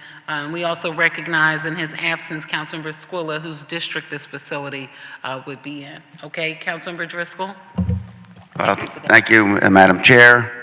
And I'm glad you mentioned Councilman Squilla, who's not on this committee, but is very much affected by the operations of this future facility and his cooperation. I want to thank the members of this committee for your patience. This has been an ongoing conversation. We've met with and spoke with the leadership of the Philadelphia Parking Authority, Rich Laser, Michael Carroll from Otis, John Matlack, Rich Montanez from Streets. It's been a collaborative effort. I know we all have the same goals, but we want to make sure that, our carriers, we're being fair to them. We want to make sure at the end of the day, our end user, has an affordable and comfortable experience here in the city of Philadelphia. Many times it's the last resort that they have to get from A to B in an affordable fashion. Sometimes we don't think about these things, but we need to think about these things. And that's why these fees are important. And this, essentially, we're giving you the authority through this enabling legislation. But you also have the authority vested in you at some point to regulate.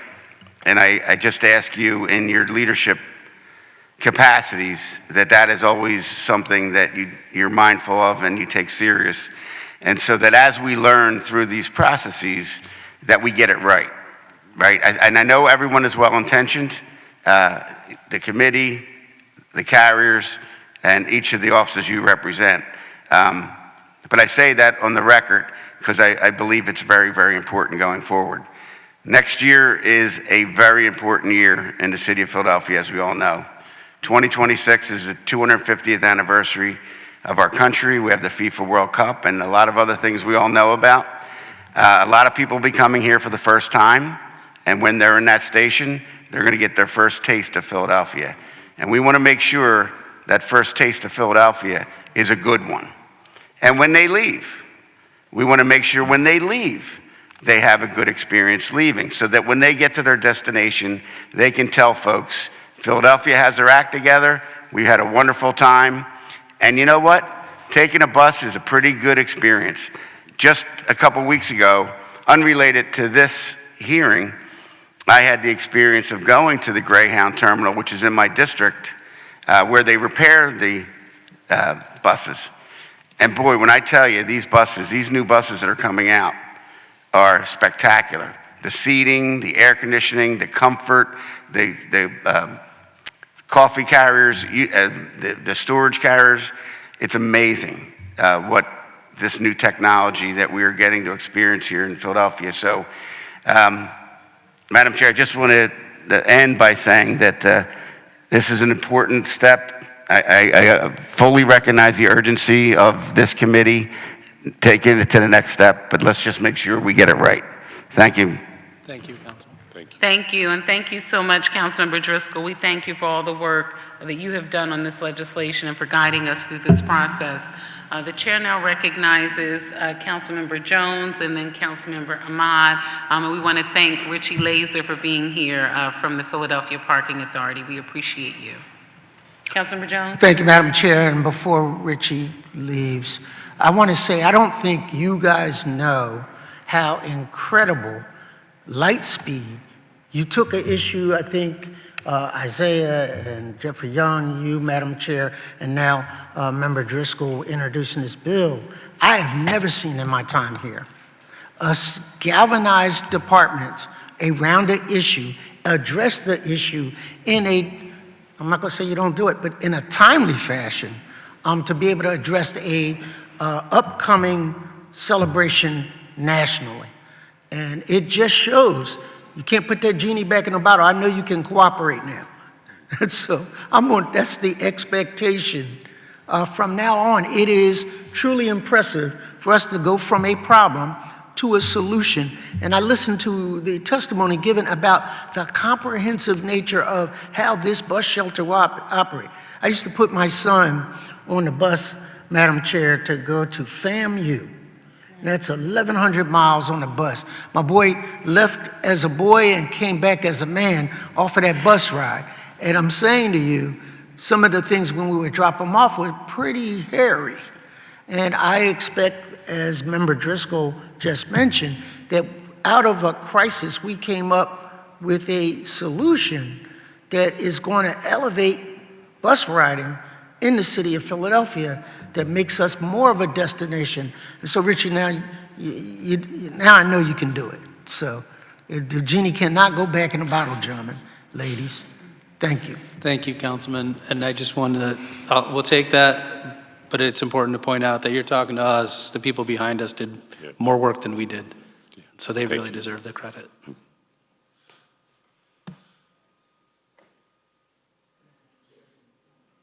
I'm sorry, I'm working on the amendments. I apologize. In real time, trying to get this done. So thank you very much, Councilmember Jones, and thank you for providing that information regarding your experience and your family's experience with the buses. Okay, the chair recognizes Councilmember Ahmad. Thank you, Madam Chair. Thank you for being here, for your testimony, and finally, we are hopefully proceeding to an intercity bus terminal, which is critical city infrastructure. And we're the 6th largest city in the country. We are on the Northeast corridor. For us not to have this, it's just beyond me why it's taking us here right before 2026 to rush to this. So there's an element of rush that I'm feeling that is happening with this, which I'm hoping, I understand the urgency, but in that urgent need, we don't overlook things that we should be doing to make it a really, a TOD-oriented development. That's what this should be. We should look at how not only are we servicing it for people traveling, but all the ancillary things that we could have a mixed retail space there, we could have air rights on top, we could have housing on top, we could really do Tokyo, what Tokyo has, Shibuya, and we need to think like that. We need to think in a global manner, and I'm very glad we have, Richie Laser here from the PPA. A couple of questions, which one is about the budget. I heard there's this fee structure coming from the bus lines, right? What is the budget and who is feeding into it outside of that? Is there a state component? So there's a city component, state component, and the bus lines. I wanted to know what the total budget is for operating this terminal, so how sustainable is this going to be? So I will answer one question, but then ask for help on the budget, because I don't have the budget information in front of me. But there is no state component currently. We're going to be looking for any opportunity for a state or federal grant, but at the moment there is no, it's us. And that's part of why the fee needs to be where it is, because there is no subsidy. Other states and other jurisdictions, they dedicate tolls. The state does subsidize. Unfortunately, that is not the situation we have here, and so we're doing the best we can with the resources that we have. So is that because we have asked and they've said no, or we have not asked in a clear manner, or is it just because of the timing? No, we asked and said no, and it was a very hard no. That came up back in 23. In the original move to Spring Garden Street, we asked PennDOT if they could help us in any way. They had a little bit of help they could give us in terms of potentially converting some space next to I-95.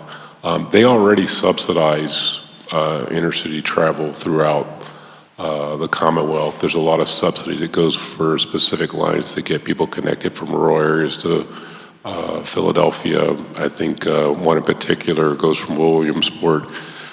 So there is a budget that exists in the state budget and has for many decades for intercity bus travel, but it's dedicated to those service subsidies, not to capital subsidies. There's something to be discussed later time. Yeah, I was going to get the budget numbers. Yeah, so combining the capital and the operating year one figure, which is probably the best number to share with you, it's about $4.8 million. And that's going to be generated, this projection is coming purely from the bus fees? No, that includes the figure that we have agreed to continue subsidizing through the city budget. And some of that's indirect costs, but some of that's actually money that we've had budgeted, which is part of FY24 ask that we had currently been using to work on Spring Garden Avenue to make improvements in operations. So will we be getting what is coming from the bus fees for this upcoming year? What is coming from bus fees? And also this would end in June, right? So this is for this coming 6 months we're talking about. There will be an annual fee, so there will be a constant dedicated stream of resources to operate and maintain the facility. So what you'll see in the amendment is based on the conversations we've had, there is an initial fee which begins at the effective date. That first has to jump up by agreement when we occupy the Filbert Street site, and then year by year it will come down as the costs are covered. And I know PPA is the one who is giving us the lease, correct, in order to operate this. Does PPA kick in anything? So PPA is dedicating their own staff time, indirect costs to this. They possess the authority and they possess the sort of mechanical operational capacity to run a facility, and we're very grateful that they agreed to play that role because, they run facilities like this and the city doesn't. So that's the main ask for PPA, not to make an additional financial commitment on their own. Maybe later. Well, I will speak for Richie a little bit. It all comes to the city, after they cover costs in the school district. And so, it's the left hand and the right hand in some respect. So it's 4.7 million for this upcoming year, mostly, most of the money coming from the fees, some of it coming from the city, and that's it at the moment. In terms of this future, for this to be a transit-oriented development, have you had time to even have the conversation about what we do around that to really increase the revenue? Just like the airport, we have retail, we have the airlines, the retail, and other ancillary things that help. For example, if we have, charging stations, if we have, I don't know what we're doing with the bus fleet in terms of encouraging those to be electric buses. We have a lot of opportunities to really make revenue here. I'm going to give an overview answer. I might ask Mr. Laser to speak a little bit about the fit out of the facility and some of the programming architecturally, and then turn it over to John to talk a little bit about how this sits as a land use, as a parcel, as a land use question and the longer term. But just to give a bit of an overview, we have a 10-year lease. It's a privately owned. I had a question, sorry to interrupt. Why is it 10-year and not longer? That was what the property owner Okay. was open to. There is option for an extension of that. Part of what made this come together quickly, which we felt good about, but it did contribute to some of the rush, is that we got a sense that there was openness by this property owner, I'd say sometime in the late summer, to have a conversation. When the arena option expired, we were all kind of aware this is a property that isn't generating value for the owner of the property, so there was always a prospect of having a conversation with them. My sense, and John can elaborate on this a little bit more, is that they have a longer-term vision for a sale, which is basically their windfall. And, we're not in a position, especially in the time that we're working with, to negotiate anything like that, but we could provide them with some value as the owners of the property, and then at that point, they want to manage their risk. And so that 10-year time frame is where you hit the sweet spot between, them getting some value, being comfortable with the risk, and us having a meaningful basis to invest in improvements and address this problem for a meaningful period of time. And so at that 10-year mark, there's decisions that need to have been made about whether this is a site that forever works best for Philadelphia, or whether there's a better site that we've discovered, we've all agreed to, we've got capital, we've got grants, and that's where we're moving, in 2036. And so what made that all work, like I said, was an opportunity that kind of came from the heavens, but also, and John can speak to this and his staff, have been working on the longer term prospects as well. And, I don't want to share too much, but, there is a lot of interest in being close to 30th Street Station. That comes up a lot. That's not a possibility in the short term. There's bridge construction, this 30th Street is under construction. There's a lot going on. There's a lot of engagement that would have to take place for that to even, get off the starting line. But that kind of idea, people talk about the stadium district, there's not a corner of the city where someone hasn't had a thought, oh, it should go there. And we need the time to vet all of those ideas.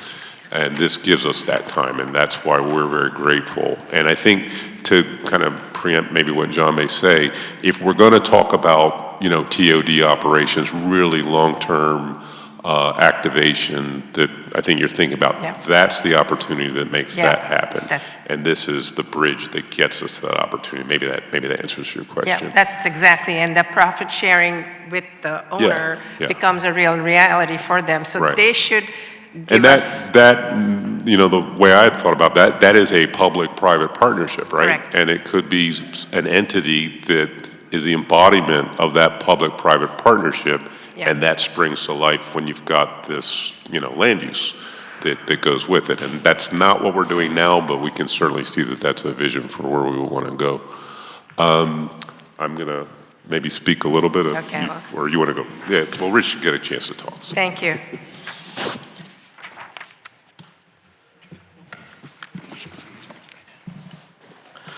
Rich Laser, Philadelphia Executive Director of Philadelphia Parking Authority. Thank you to the chair and the members of the committee. Just to give you a little oversight of, our team has been in there, capital projects and maintenance team have been in the facility, put together a plan, aesthetically clean the building up, fix some core functions of the building, upgrade and the heating and air systems, redo the bathrooms, the flooring, kind of beautify the space. It's been dormant for some time. Clean out the outside, do outside facade work to beautify that, hopefully theme it more for 2026, make it welcoming, light it, landscaping. On the operational internal side, we'll manage and oversee the custodial, because you want the building to be clean, you want it to be safe, so we'll have security in conjunction with work with PPD. We'll also have mechanical staff on in case any, heat goes down, air goes down, you want to get that stuff fixed right away. We also will have we have a big presence there. We have the garage across the street, and then the PPA main offices are right down the street. So Filbert Street from 7th all the way to 10th, there's a lot of saturation of PPA offices and staff. So we're going to have PEOs in front. We're going to work with streets to make sure there's loading in front of the building for taxis, limos, TNCs, because we oversee them now in the city of Philadelphia. We regulate those industries. So we'll have TLD staff out front to make sure that nobody's kind of idling. We're moving traffic, we're moving folks. Same thing with PEOs. We do this down the airport now where we're constantly keeping traffic moving so the flow's moving. So we'll have that same type of operation out front of the building as well, plus dedicated staff that will be in the building full-time to make sure that we stay at top of any issues and that there's no kind of other things that'll happen that if we didn't have folks there. So the goal is to have it be a welcoming experience, make it the best facility we can, and make sure, like Mike said, like the councilman said, this is a lot of first interaction with the city is going to be coming through that terminal. But also, Councilwoman, like you said, I agree, we are looking at advertising for revenue sources, as well as a food and beverage component as well. And we're looking at space, whether a retail option for Philly-themed merchandise, things like that as well. But there are things that my team's working on to see how do we generate more revenue to help offset costs as well. Thank you. It'd be great to have like an actual master plan of understanding, and I don't know, right now I understand the urgency of getting this done, but we can't lose sight that we're always responding and being reactive instead of being proactive. And we need to have, and planning is here, so we need a really proactive view of how we're doing intercity transit. So yeah, thank you for that, Mr. Laser.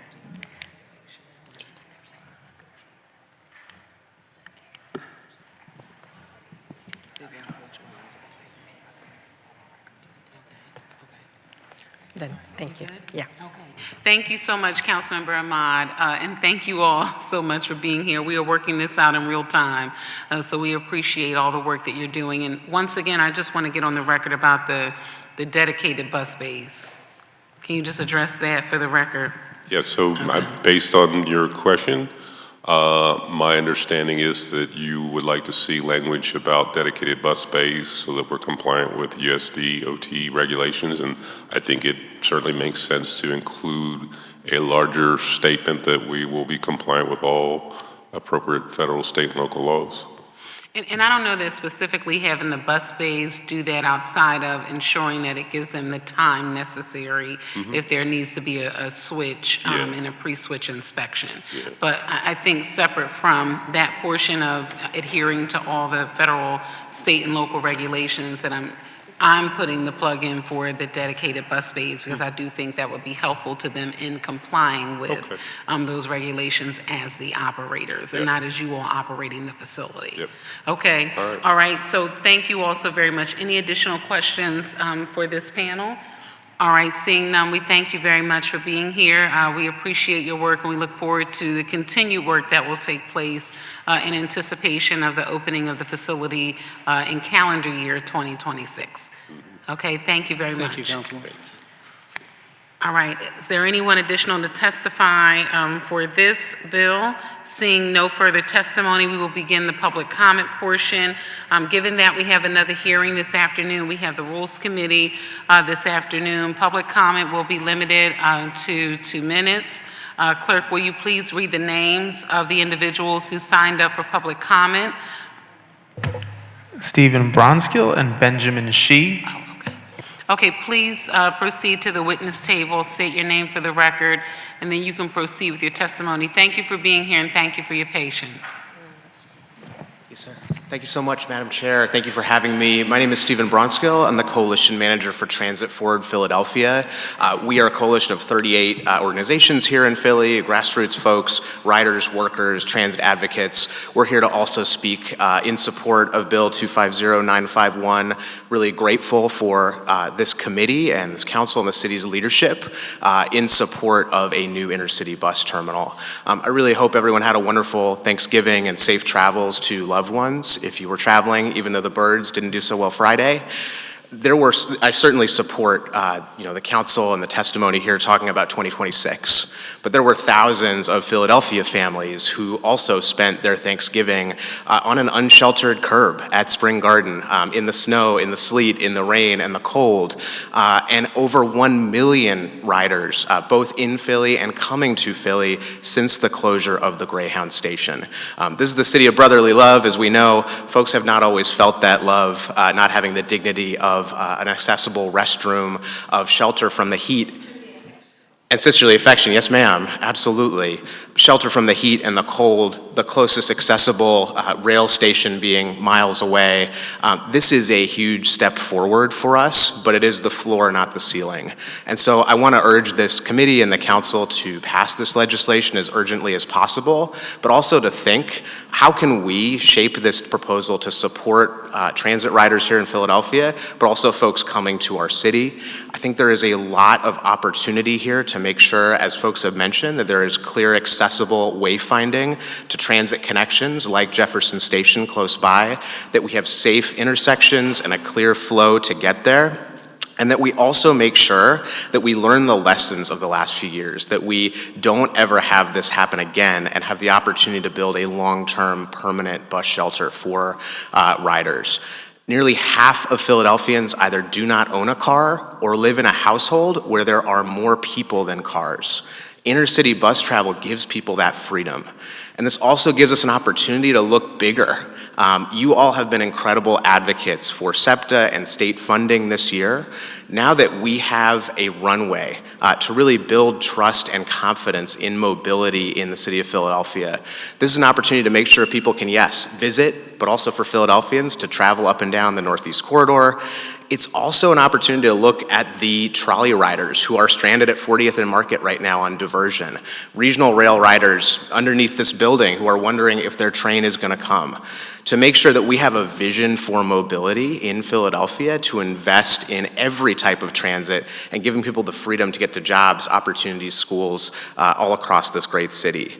I'm really grateful for each of you, your attention to this issue. I hope you'll work to pass this urgently. I hope you'll also work to pass a transit access fund that makes sure there's affordability for everyone to access transit in Philadelphia, preserve the zero fare program. We certainly stand with you and support this legislation and look forward to working with you in the year to come on these other projects. Thanks so much. Thank you. Thank you for being here, and thank you for your continued advocacy and the work of all the organizations that you represent. We, too, are all very excited about the prospect of having a dedicated bus facility back in the city of Philadelphia and back at a space that folks are already familiar with. And so we thank you for your continued advocacy, not only for the visitors, but also for those who will utilize this facility on a more regular basis. Thank you very much for being here. Thank you, Madam Chair. Okay. Are there any further witnesses to provide public comment this afternoon? Benjamin Shee. Is Benjamin Shee present? Oh, okay. Okay.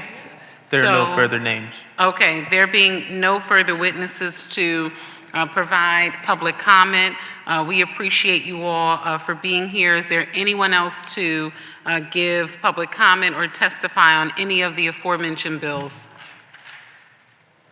Okay, seeing none, we will conclude the public hearing and now move into the public meeting. Clerk, will you please call the roll to take attendance? Members that are in attendance will please indicate that you are present when your name is called. Councilmember Jones? Present. Councilmember Thomas? Councilmember Ahmad? Present. Councilmember Driscoll? Present. Vice Chair Bass? Chair Gilmore Richardson. I am present. Thank you. A quorum of the Committee on Finance is present. The chair now recognizes Councilmember Driscoll for a motion on Bill number 250574. Thank you, Chair. I move that Bill number 250574 be reported from this committee with a favorable recommendation, and further move that the rules of council be suspended to permit first reading of this bill at the next session of council. The chair notes for the record that Councilmember Jones seconded. It has been moved and properly seconded that Bill Number 250574 be reported from this committee with a favorable recommendation, and further move that the rules of council be suspended as to permit first reading of this bill at the next session of council. All those in favor will indicate by stating aye. Aye. Aye. Those opposed? The ayes have it and the motion carries. Bill Number 250574 will be reported from this committee with a favorable recommendation with a request that the rules of council be suspended as to permit first reading at the next session of council. The chair now recognizes Councilmember Driscoll for a motion on Bill Number 251018. Thank you, Madam Chair. I move that Bill Number 251018 be reported from this committee with a favorable recommendation, and further move that the rules of council be suspended to permit first reading of this bill at the next session of council. The chair notes for the record it's been seconded by Councilmember Jones. It has been moved and properly seconded that Bill Number 251018 be reported from this committee with a favorable recommendation, and further move that the rules of council be suspended as to permit first reading of this bill at the next session of council. All those in favor of the motion will indicate by stating aye. Aye. Those opposed? The ayes have it, and the motion carries. Bill Number 251018 will be reported from this committee with a favorable recommendation with a request that the rules of council be suspended as to permit first reading at the next session of council. The chair now recognizes Councilmember Driscoll for a motion on Bill Number 250954.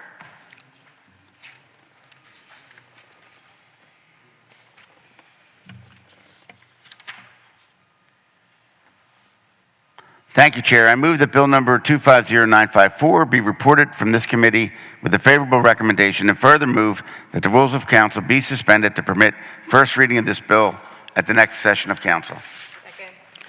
Chair notes for the record that Councilmember Ahmad seconds. It has been moved and properly seconded that Bill Number 250954 be reported from this committee with a favorable recommendation, and further move that the rules of council be suspended as to permit first reading of this bill at the next session of council. All those in favor of the motion will indicate by stating aye. Aye. Those opposed? The ayes have it, and the motion carries. Bill Number 250954 will be reported from this committee with a favorable recommendation with a request that the rules of council be suspended as to permit first reading at the next session of council. The chair now recognizes Councilmember Driscoll for a motion on Bill Number 250953. Thank you, Chair. I move that Bill Number 250953 be reported from this committee with a favorable recommendation, and further move that the rules of council be suspended to permit first reading of this bill at the next session of council. The chair notes for the record that Councilmember Ahmad seconds the motion. It's been moved and properly seconded that Bill Number 250953 be reported from this committee with a favorable recommendation, and further move that the rules of council be suspended as to permit first reading of this bill at the next session of council. All those in favor of the motion will indicate by stating aye. Aye. Those opposed? The ayes have it and the motion carries. Bill Number 250953 will be reported from this committee with a favorable recommendation with a request that the rules of council be suspended as to permit first reading at the next session of council. The chair recognizes Councilmember Driscoll for a motion on Bill Number 250981. Thank you, Chair. I move that Bill Number 250981 be reported from this committee with a favorable recommendation, and further move that the rules of council be suspended to permit first reading of this bill at the next session of council. The chair notes for the record it's been seconded by Councilmember Jones. It has been moved and properly seconded that Bill Number 250981 be reported from this committee with a favorable recommendation, and that the rules of council be suspended as to permit first reading of this bill at the next session of council. All those in favor will indicate by stating aye. Aye. Those opposed? The ayes have it, and the motion carries, and Bill Number 250981 will be reported from this committee with a favorable recommendation with a request that the rules of council be suspended as to permit first reading at the next session of council. The chair now recognizes Councilmember Driscoll for a motion on Bill Number 251019. Thank you, Chair. I move that Bill Number 251019 be reported from this committee with a favorable recommendation, and further move that the rules of council be suspended to permit first reading of this bill at the next session of council. Second. The chair notes for the record that Councilmember Jones seconds the motion. It has been moved and properly seconded that Bill Number 251019 be reported from this committee with a favorable recommendation, and further move that the rules of council be suspended as to permit first reading of this bill at the next session of council. All those in favor of the motion will indicate by stating aye. Aye. Those opposed? The ayes have it, and the motion carries. Bill number 251019 will be reported from this committee with a favorable recommendation with a request that the rules of council be suspended as to permit first reading of this bill at the next session of council. Okay, prior to recognizing Councilmember Driscoll for a motion to amend Bill number 250951, I want to be sure that we receive everything we needed for Bill number 250951. Okay, and we have received the most up-to-date circulated amendment? Yes, that's what's on. Okay, excellent. And then we have the additional email from the administration as well, colleagues, okay? All right, the chair recognizes Councilmember Driscoll for a motion on the amendment we received to Bill number 250951. Thank you, Madam Chair. I offer an amendment to Bill number 250951. A copy of the amendment has been circulated to all members of the committee. I move that the amendment to Bill number 250951 be approved. The chair notes for the record that Councilmember Jones seconds the motion. It has been moved and properly seconded that the amendment to Bill number 250951 be approved. All those in favor of the motion will signify by stating aye. Aye. Those opposed? The ayes have it, and the amendment to Bill number 250951 has been approved. The chair now recognizes Councilmember Driscoll for a motion on Bill number 250951 as amended. Thank you, Chair. I move that Bill number 250951 as amended be reported from this committee with a favorable recommendation, and further move that the rules of council be suspended to permit first reading of this bill at the next session of council. Chair notes for the record that Councilmember Jones seconds the motion. It has been moved and properly seconded that Bill number 250951 as amended be reported from this committee with a favorable recommendation, and further move that the rules of council be suspended as to permit first reading of this bill at the next session of council. All those in favor of the motion will indicate by stating aye. Aye. Reluctantly, aye. I second that aye. Those opposed? All right, the ayes have it, and the motion carries. And Bill number 250951 as amended will be reported from the committee with a favorable recommendation with a request that the rules of council be suspended as to permit first reading of this bill at the next session of council. There being no further bills or resolutions on the agenda, this concludes the business before the Committee on Finance this afternoon. We thank you all so very much for your attendance today and for your hard work to see this through to the end. Thank you very much. Have a wonderful day. Thank you.